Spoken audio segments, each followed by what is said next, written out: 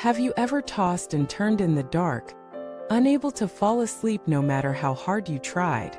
Have you ever laid there, staring at the ceiling, with your mind spinning through regrets, missed chances, silent battles, and quiet heartbreaks? Have you ever wondered why the night feels so much heavier than the day? Welcome back, my friend. This is your refuge of truth and clarity. Tonight, we're going to talk about something that affects millions yet remains deeply personal and often misunderstood: insomnia. But this isn't a medical lecture or a list of sleep hygiene tips. This is about the real reasons why so many of us can't sleep. It's about the truths we're afraid to face in daylight, the wounds we hide behind smiles, and the emotional noise that only becomes loud in silence. Because let us be honest, most of the time, insomnia has nothing to do with tiredness. It has everything to do with unprocessed emotions. You're not awake because your body isn't ready. You're awake because your heart is full, your mind is loud, and your soul is restless. In the stillness of night, masks fall off. Distractions fade. There are no meetings, no deadlines, no social roles. There's just you, raw, unfiltered, and alone with everything you didn't want to think about during the day. Have you ever cried quietly in bed, trying not to wake anyone? Have you ever whispered to yourself, "I'm so tired, but I just can't stop thinking"? This is the hidden truth. Insomnia is often the body's final protest to an overwhelmed heart. It is your subconscious trying to finish a conversation you never allowed yourself to have. We carry too much. We rush too much. We pretend too much. By day we function. We perform. We manage. But by night, the soul says, "Now that it's quiet, can we talk?" And what does it say? It says, "I'm tired of pretending I'm okay." It says, "Why did they leave?" It says, "I should have spoken up." It says, "I don't feel seen. I don't feel safe. I don't know who I am anymore." Night strips away our armor. That's why it's scary. But that's also why it's sacred. You are not broken because you can't sleep. You are not weak. You're human.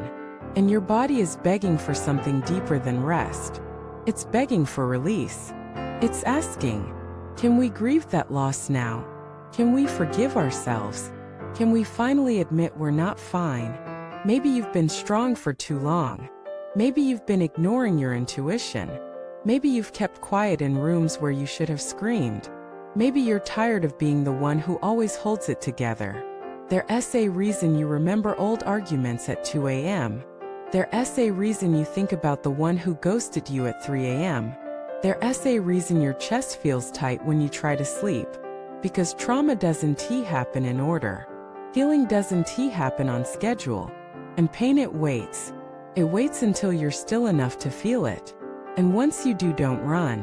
Stay. Stay with your sadness. Stay with your disappointment. Stay with your questions. Don't try to fix anything. Just witness it. Because healing starts when we stop avoiding. Ask yourself, what do I need to say but haven't? What am I holding that's too heavy? What have I not forgiven myself for? You don't need another sleep playlist. You need truth. You need to feel safe enough to feel. Some people say just don't overthink. But what if you're not overthinking? What if you're finally thinking clearly for the first time in weeks? Night gives you clarity that noise steals. It shows you what matters. It reminds you what's unresolved. That's not a weakness. That's a gift. Let me tell you a truth. If you're lying awake right now, you are not alone. There are millions of us souls who can't sleep because we care too deeply, feel too intensely, and carry too silently. So here's what you can do starting tonight. First, breathe. Not just shallow inhales, real breaths. Feel your chest rise. Hold it. Release slowly. Second, write. Don't edit. Don't judge. Just pour. Write to your ex, write to your inner child. Write to the future you. Write to the version of yourself who never got a voice. Third, forgive. Not because they deserve it, but because you do. Forgive them. Forgive yourself. Forgive the past. Not to forget, but to stop carrying its weight into the future. Fourth, create a new nighttime mantra. I'm not lost. I'm processing. Say it until you believe it. Say it when tears come. Say it when memories sting. Say it when silence feels like it's screaming. You are not behind. You are not too late. You are not broken. You're just on the edge of breakthrough. And breakthroughs always begin with restlessness. Your insomnia is not your enemy. It's your soul calling you home. And maybe one night soon, you'll close your eyes not because you're tired, but because you finally made peace with what was keeping you awake. Not all healing looks like light.